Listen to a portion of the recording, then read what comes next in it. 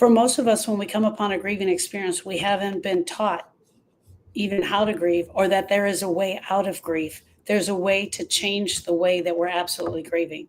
So today I want to talk about this one thing. And it's been on my heart, and so I decided to come in here and talk about it, is that we cannot think our way out of grief. We can't think that just because we're using our brain that we're going to be able to figure out this grieving thing. That's not the way it works. The brain plays a big part in the grief. It absolutely does. But to move the grief completely, that is not what it's going to do. Let's start here. Why do we even try to think our way out of the grief? Why do we even think that, well, I'm just going to pretend like everything is okay. I'm going to pretend like everything is okay, and eventually I will start to, I can fake the funk long enough and I'll start feeling better. That's not how grief works. Because thinking gives us a sense of control. It gives us a sense of control over our grief. Thinking feels productive. The things that we think that our brain tells us to do feel productive in our grief. When our brain tells us to keep busy, we absolutely feel like, okay, that is a great idea. And so we stick with the keep busy. So what do? We do all the things that the brain tells us to do to keep busy. We volunteer at church. We take the extra hours at work. We're doing everything we can. Hear me out, friends. When Austin drowned in 2006, 2 weeks after Austin drowned, one day I was at church and he said, I'm going to go back to work. I'm going to go back to work. And I was like, you're what? Not that I knew what she was going to do instead of going back to work, but her brain was telling her to keep busy. Her brain was telling her, if you keep busy, you'll be able to run from the pain. If you keep busy, you won't think about the grief. And she believed her brain. Her brain said, keep busy, go back to work. You can run from the pain, and then you won't think about the grief. See how that worked there? But let me tell you what happened. She got to work, and all she was doing was thinking about the pain. Does anybody see me? Do they know that my child just died? It's a vicious circle that our brain is doing to us. It is absolutely a vicious circle. Thinking feels productive. Thinking makes us feel like we're doing something. When the brain comes up with these ideas about how to stay away from the grief, we love it. And for very smart, very capable women, thinking is very familiar. We think our way out of it. We think it's safe. We think it's safe. It's how we've gotten through most of our lives. If you're a woman, you're probably in the Be Strong Club. You're probably with me and you're in the Be Strong Club. And the Be Strong Club comes from the brain. We're smart. We're capable. We got this thing figured out. We know how to do this grieving thing. And when grief hits, we do what we've always done. We do the research. We grab the journal and we start writing in the journal. Then we analyze every aspect of the grief. We try to make sense of it. And all of that is done in our brain. Every single part of that is done in our brain. Why did this happen? The brain. Why me? Why now? How? All from the brain. The brain is working full time to keep you going and going and going in the grief. How come I didn't prevent it? How come I didn't work harder to prevent it? What am I supposed to be learning from this? That was a question for me.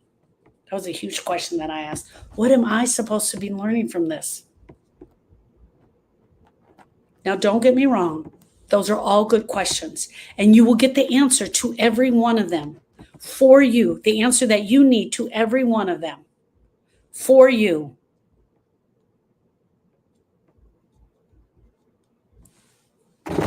Hey, Grace, any type of grief due to loss. There are 47 more or more known losses. They're good questions. We have to ask them. They're absolutely good questions. But we get stuck in the brain. Stuck in there.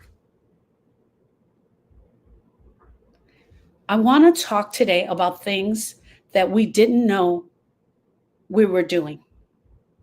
And I want to say, hey, surprise, I'm here. I wasn't planning on being here, but I decided this was too good of a subject to let pass.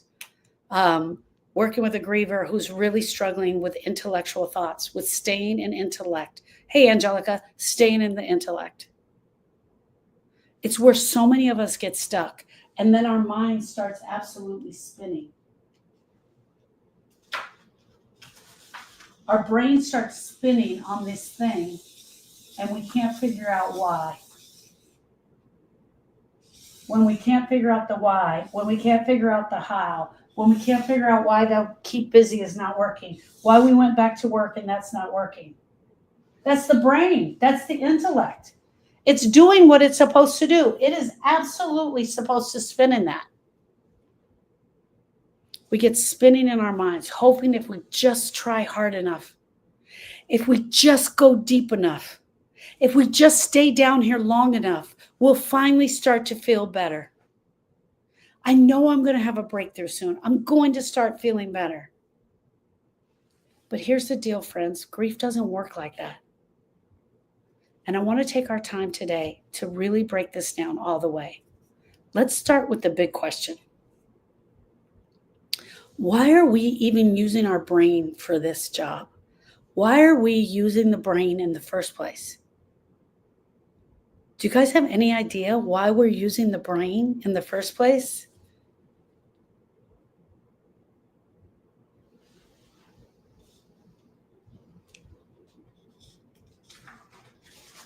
Zoning out can be thought of as spinning also. Why are we using the brain? Grief is an emotional experience that takes place in our heart. Grief is a broken heart. Grief is a broken heart. It takes place here. Look at here. I'm going to label it. Your grief takes place here. But why the brain? Why do we feel this is brain? Because it's safe. There's no pain here. It seems smart. It also seems right.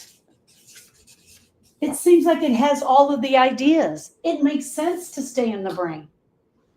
Because here is grief pain. And every time we start to drop down in here and we start to feel this, it feels so bad, we don't want to hang out there. Absolutely, Suzanne, our brain is trying to protect us. It's trying to protect us from this. Why do we try to outthink grief in the first place? Because it hurts.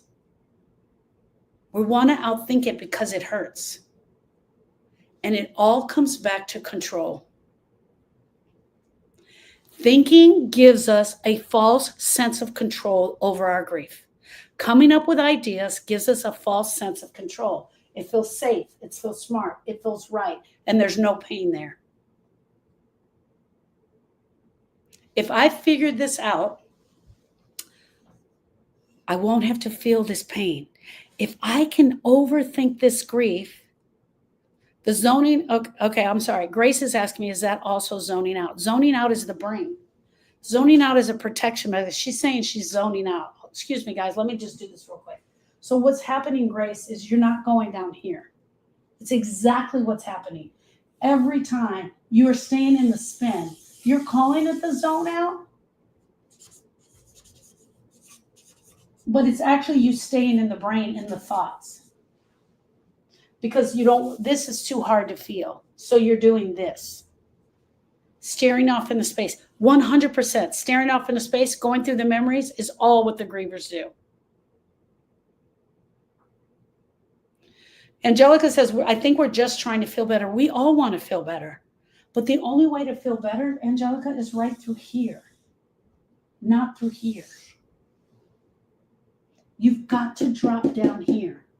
You've got to process this.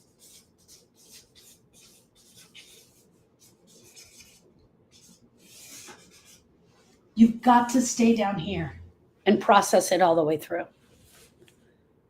It comes back to control. Thinking gives us a false sense of control. If I can figure this out, I can figure out this grief. I can figure out a way around it. I'm not going to be like everybody else. I'm not just going to stay in sadness. I'm going to be the one that figures this out. Maybe I can make sense of it. Maybe it won't hurt so bad. If I go to work and I stay at work and I'm doing all this stuff at work, and if I really get a grasp on it in my brain, I will survive it. For women especially smart, capable, high-achieving women, this makes perfect sense. It makes sense to stay in our brain. We've been trained all of our lives with our head. We've been told that we need to be strong. If you're the older sister, you've got to take care of the littles. And things have changed. Us as women, we don't want to be, I don't know where you stand on this, but we don't want to be dragged down by men. I'm a strong, independent woman. I mean, geez, we burned our bras. I don't even know how long ago. We make a human with our own body. We can make a human with our own body. We can get all of the jobs we want. Anything that we do, we put our mind to it, we can get it done. We've been training all of our lives to be leaders. We use logic, we use intellect, we use our language. We mama bear like no other. We're strong, powerful women. And when we come upon a grieving experience, we try to muster through with that same strength. We try to muster through with the same strength that has gotten us through in this life. But my friends, I'm here to tell you, you're using the wrong tool for the job. Here, this is all I got. Here's a tool. These are scissors, right? It's a tool. This is a tool. This is a tool. They're all tools. And if I asked you to plant my garden and have it ready by tomorrow, and these are the tools that I gave you, you could dig some holes in there,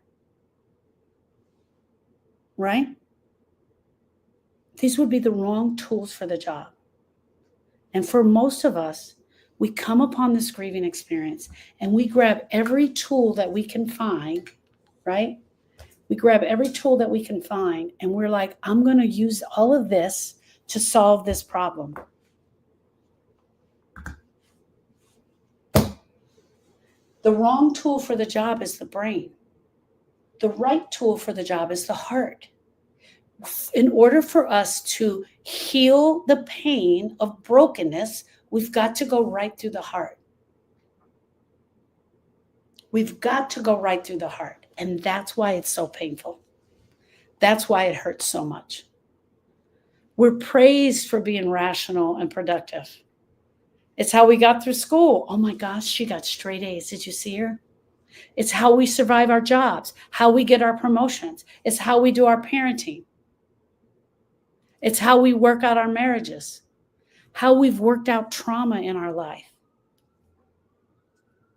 But when grief hits, it's like a freight train.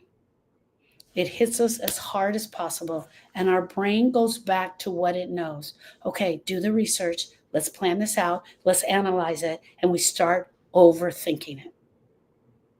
We start overthinking the grief. We search Google at 2 a.m. How to get over the loss, how to move on from grief. The things that people tell me sometimes are really crazy. Thank you, Suzanne, for the gifts. We buy every book that comes out there. When the book comes in, we search right to the bottom because we'll go right to the back page because we know they're going to have the answer. We highlight, we underline our journal. We make lists of all the things that might make us feel better. We make grief to-do lists.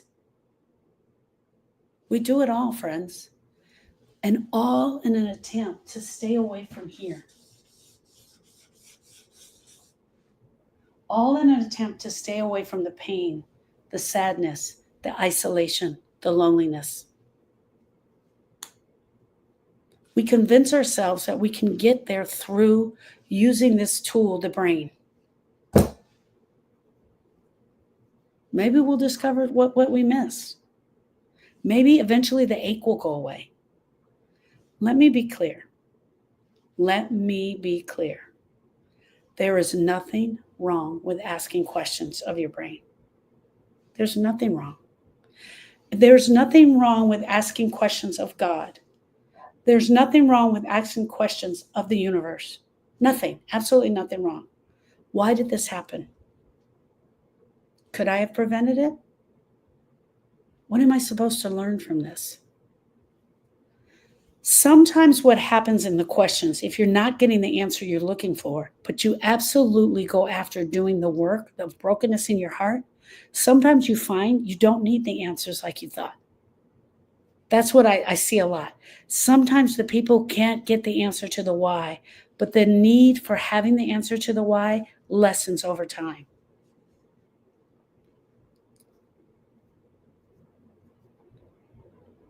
But if you're stuck in the questions, 1 month, 2 months, 3 months, 4 months, and you're still in the same amount of pain 6 months, 8 months, and 1 year later, you are 100% disconnected from your grief, and you are 100% in intellectual grief. Intellectual grief is here. You are 100% disconnected from the body. You could still feel numb. You're still feeling overwhelmed, and you're probably not processing the grief and moving the grief. You're thinking about the grief.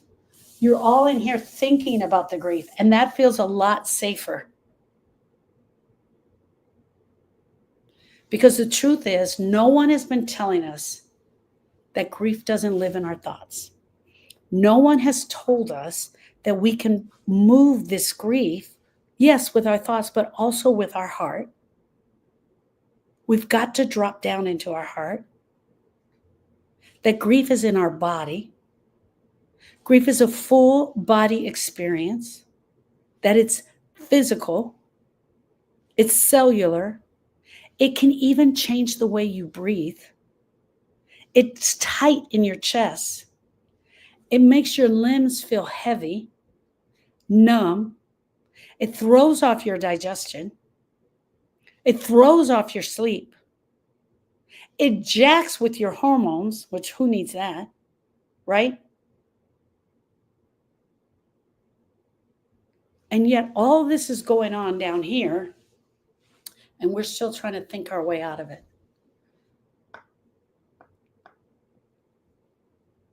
Grief can show up as tension. It can show up as brain fog. It can show up as exhaustion, anxiety, panic attacks. And we try to solve the puzzle with our mind. We're trying to think our way through the emotional injury. And that never, ever works. It's not going to work, my friends. If you take these scissors as a tool and you try to use this tool to cut out the grief, it is not going to work. You've got to feel the grief.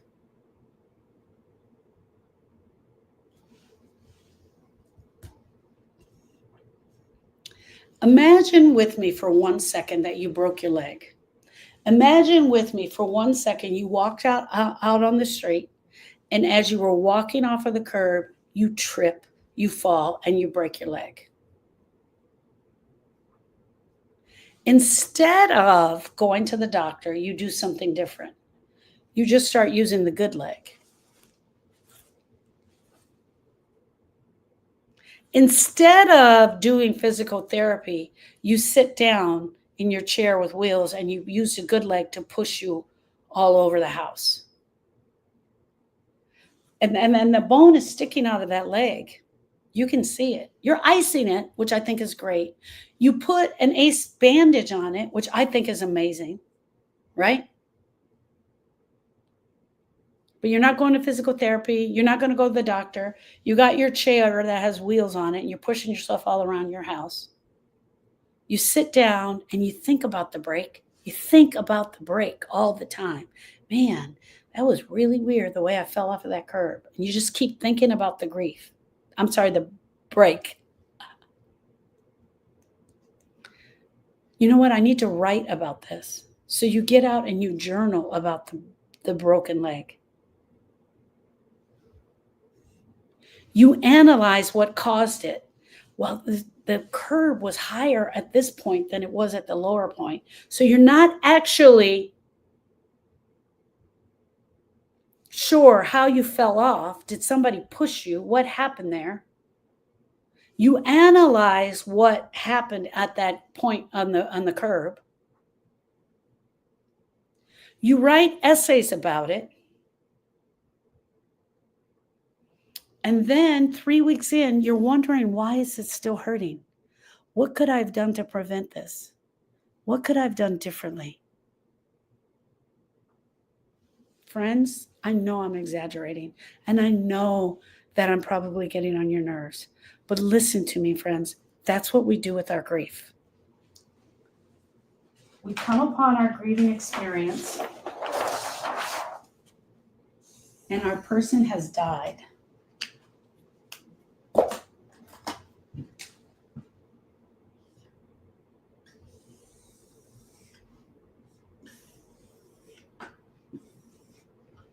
Sharon was my friend. She was my best friend, and she died. And my heart was absolutely broken.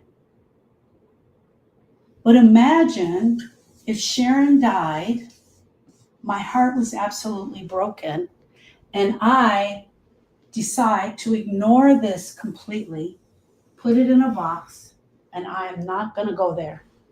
I'm not dealing with that. I know it hurts, but I'm not going to deal with it. Instead, I decide that I'm going to journal about it. Now, hear me out. Journaling is huge. I love journaling because what's going to happen with journaling? It's going to help you discover things that you need to work on with that grief. I love journaling, but it's one part of the grief. And then I start to analyze why Sharon died. I start to analyze why Sharon died. What could I have done differently? Should I have called the doctor? Maybe I should have forced her to go into the doctor earlier. And then I start writing blogs about this experience. I'm not going down here because here's pain. Here's hurt. And I put this in a box. It's nice and neat, and I'm going to tie a bow on it. It's nice and neat, and I'm going to tie a bow on that. I'm not dealing with that grief, but I'm going to figure out with my brain.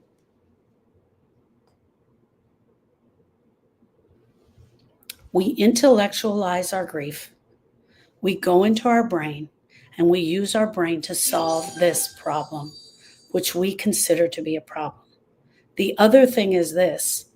We really consider ourselves to be broken. We consider our hearts to be absolutely broken and that we are broken. And so we go after trying to fix it. So I'm going to use my brain to fix it. And for most of us, we don't even know what it is.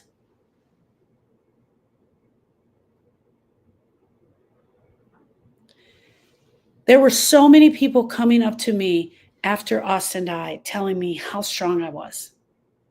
There were so many people. Oh, you're so strong. She's so lucky to have you. You're so strong. And then I started to act strong because people were telling me that. I absolutely stepped into the being strong because people were saying that. So one, I was fixing it, I was doing the journaling, I was blogging, I was analyzing it, and I was being strong.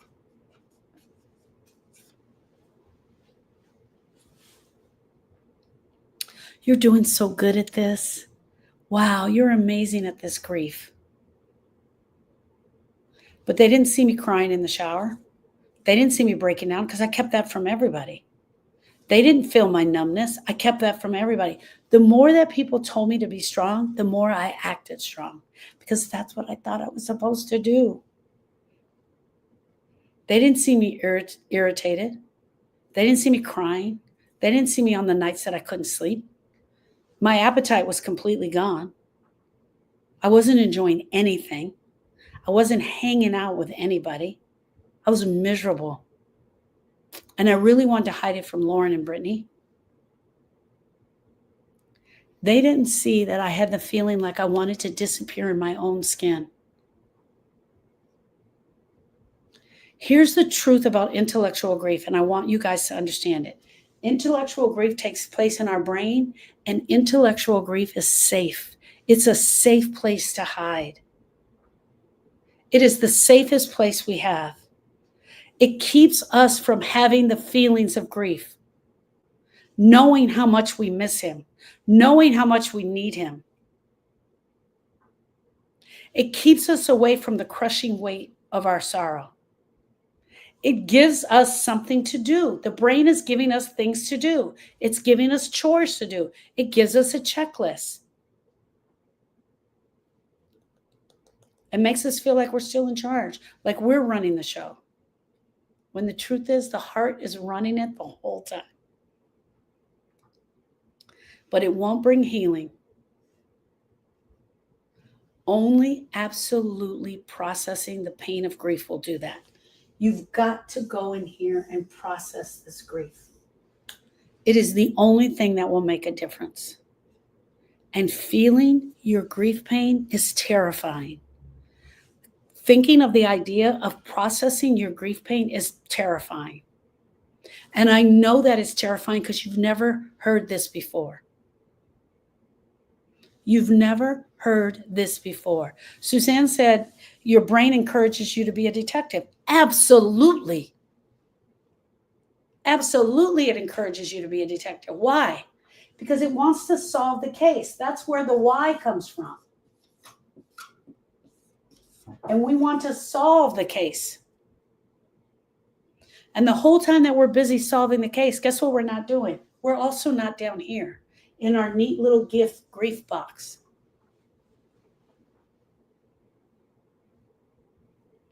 If no one has ever modeled for you what it looks like to be safe in grief, to feel grief, you will default to thinking through your grief. The model that I saw was my parents be strong and absolutely act strong. They brought the potato salad. They brought the ham. They were there for the funeral planning. That's what I saw. And I didn't just see it one time. I saw it multiple times. I share one story specifically when my aunt passed away, but I definitely share that one. But I saw it again when my grandparents died. I saw it when my grandparents died. I saw my mom. She said to me, she said, Granny died last night. She wasn't crying. She said, Granny died last night. And I turned around because she said it from behind me. And I just looked at her. I was 14 years old. She said, oh, I don't have parents anymore. And I didn't speak, and she didn't speak. We didn't say another word. That was it.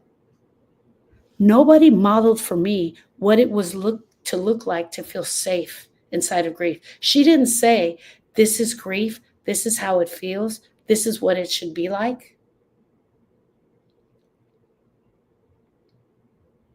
She didn't say that.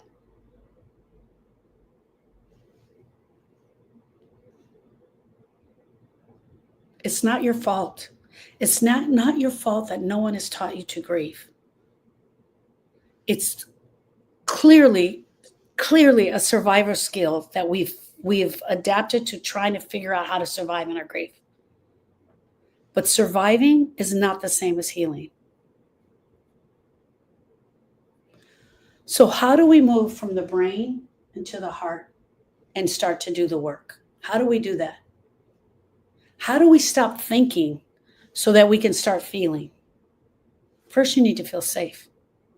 You've got to feel emotionally safe. You've got to sit in a space where you feel not judged, absolutely not judged about your grief. You have to feel safe, not that someone is trying to fix you. You can't be around people that are telling you to move on. You have to be in a space where you're allowed to be messy, where you're allowed to cry, where you're allowed to break it down. That's what I do here. That's what we do on TikTok when we're talking about it. That's what we do in the lives. That's especially what we do in Grief Study Hall, which is every Tuesday from 1 to 3. It's community outreach. Hey, community, here you go. Here's what I have. Come and see me.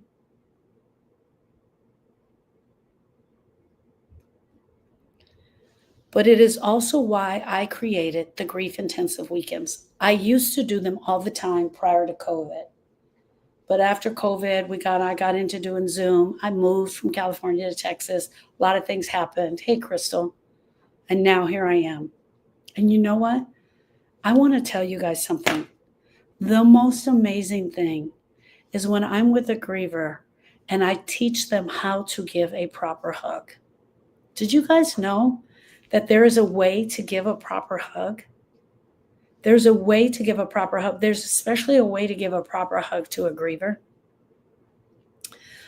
I especially miss asking the griever as they break down, they're sharing their story, snot is running down their nose, they're absolutely crying. And I say, may I give you a hug? And I get to feel the love and the pain and the brokenness. I haven't had that. I have not had that since COVID. And I haven't been able to give that. But that I'm going back. I'm going back to where I first started, which was meeting grievers in person. We need to feel safe. We need to feel emotionally safe in a space where we're not judged, when we're not told to move on. I know for a fact that we can't do this alone. We absolutely cannot do this alone. We cannot break this down alone. It is so awesome when we do it together. We need people who get it, people who understand it. I'm in Dallas. I'm in Frisco. Summer says, where are you in Texas? I'm in Waco. I'm in Frisco. We need to be together in a space where we can talk about our grief, when we can share about our grief, where we can learn what this grief really is, where we can process it, where we can cry, where we can breathe, where we can name what hurts. And most importantly, we can do the work to move beyond the pain. We release where we've been stuck. We teach the nervous system that it's safe to feel here, and we help it to process. I'm with a beautiful therapist. You guys, I'm going to be doing a podcast with her really soon, and I'll let you guys know what the podcast is coming. I'm sorry, I got to just share this with you. And she said, I asked her how she was feeling.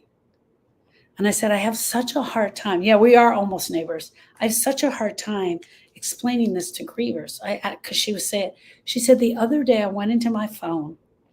This is what she said. I went into my phone and I went to look for photos of my mom where she was laughing. I wanted videos, specifically videos of her laughing. She said, because I haven't been able to look at those in forever. I haven't been able to look at those because they break me down. They make me cry. But she said, I was actually enjoying them. So my next question to her was, I said, what do you say about where you're grieving? She says, I feel like, this is what she said, I feel like the grief is never going to go away, and that's me missing my mom. She said, I honestly feel like someone ripped my arm off. But the phantom pain is what I went after. I went after the phantom pain. I know that my arm is missing. I know that I'm not going to get this arm back, but I'm no longer having the pain. And I thought that was beautiful. I'm going to interview her in a podcast coming up. I want us to sit in a place where we can breathe, where we can name what hurts, where we release what we've been stuck, when we teach our nervous system that it's okay to feel safe. And we do that with other women who are walking the same road. Women who are done with pretending that they are okay. They're done with faking the funk. Women who are ready to stop spinning in their own heads. You don't have to have all the answers. You don't have to know how to feel. I'm going to help you with that. I just need you to show up. I just need you to decide that now is the time for me to do the work. I need to think about the way through this pain. What hasn't worked for me so far? There is a lot of times where grievers come in here and they say, I've been like this for 35 years. I've been like this for 40 years. Or I've been grieving for 6 months and it's getting worse. What are you doing? What are you doing within your grief time? What have you been doing for the 6 months? What have you been doing for the 6 months that has worked? Well, sometimes I talk to my neighbor. Sometimes I go to Grief Share. Sometimes I go to Grief Support, and those things do help. Keep doing those. What are you doing that's not working when I sit at home and I close my door? Friends, when I tell you grief is not a mindset issue, I can't tell you to think positive. Grief is a broken heart issue. It is not a failure of your faith.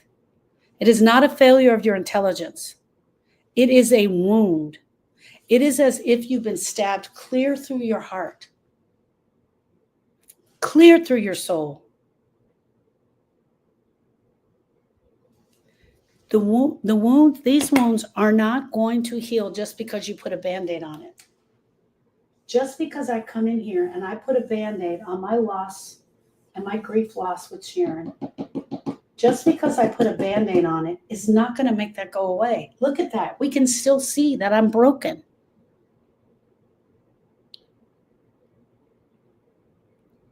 The healing happens when we clean the wound, when we tend to the wound, and we give our body what it needs to recover. That's when it happens. That's when it happens. So if you're here today and you're feeling stuck, if you're feeling numb, if you're feeling confused, I want to invite you to come and join me July 24th through the 28th. 28th is Monday night. We're going to be on Zoom. We're going to check and we're going to do a class on Zoom to come in and be with us as we help you walk through the brokenness. I promise you, Eric and I will help you analyze this brokenness in your heart. We're going to honor your space. We're not going to teach you how to survive it any longer. We're going after the pain, because healing will only begin when you stop trying to make sense of everything. I'm going to walk you through it. I'm going to take the parts that you're missing and I'm going to give them to you. You can't outthink this. You're not going to outrun it. You're not fast enough. I promise you. I promise you that. I'm so glad that I'm here. I just decided to come live on a Monday. On a whim, I decided to come out. Oh, this is the board. That's not even the paper. Look at me, goofball. Okay, tomorrow, Tuesday, I'll be live at 11 a.m. Is that right? That sounds funny. Doesn't it sound funny? Hold on. Hold, please. Okay. So Erica, I hope you guys got to see Erica last night. It looked amazing. Her and Lewis were on. I thought that was great. Tomorrow I'll be live at 10 a.m. Wednesday I'll be live at 11 a.m. Thursday I'll be live at 11 a.m. And then I'll be back on Saturday at 7 a.m. All of them are all great teachings, helping you move beyond the pain. But if you need help with your grief, if you have questions that you need answered, you got to come to Grief Study Hall. It's 1 to 3 Central Standard Time. Go to the link in the bio and just sign up for it. It's where I can see you face to face and I can answer your questions, where I can help you move that grief. I have a VIP group on Thursdays from 4 to 6. It's Honor Society. Anybody who's done, you watched last night? Oh, I love that, Erica. I love that. Anybody who's done processing the pain of grief, Honor Society is for you. June 22nd, we're going to be dropping the emotional reset. And July 24th to the 28th, we're going to be in Dallas and Irving, Texas. I said Dallas, but that's not right. We're going to be in Irving. All right. Hold on, TikTok. I'm going to be right there with you. To everybody in the other social media groups, I love you. I see you. Let me answer some questions over here. Hey, Lisa. Lisa said, hi, Sharon. Hey, Pauline. I were thinking about you on my walk today. Sandra says, I'm definitely a member of the Be Strong Club. My own freaking brain is not safe with me right now. It's all over the place, saying things that we can't say on here. And everything you're saying is spot on. Deborah, if you're saying what I think you're saying, it is not uncommon to have those thoughts. Not uncommon. I would love to see you in Grief Study Hall where you can share it out loud so I can help you work through that. I think I know what you're saying. Pauline says, me too. Hey, Pauline. Thank you, Sharon, for sharing your beautiful information. That's Gail. Thank you all. I love you. I will see you tomorrow. I'll see you all tomorrow. Okay.